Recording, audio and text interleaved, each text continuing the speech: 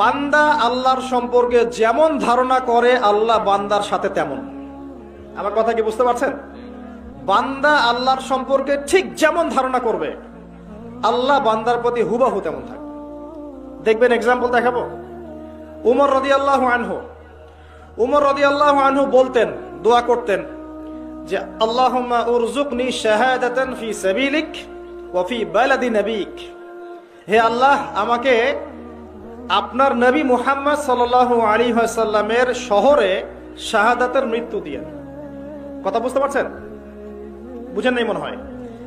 হে আল্লাহ, আপনি আমাকে আপনার নবী মুহাম্মদ সাল্লাল্লাহু আলাইহি ওয়াসাল্লামের শহরে মদিনায় আমাকে শাহাদাতের মৃত্যু দিয়েন। মদিনায় শাহাদাতের মৃত্যু পাওয়ার কোনো চান্স আছে? কারণ মদিনা তো ইসলামিক রাষ্ট্র, এখানে ইসলামিক হুকুমত তখন কায়েম ছিল, সবাই মুসলিম, বেশিরভাগই, কিছু কিছু অমুসলিম আছে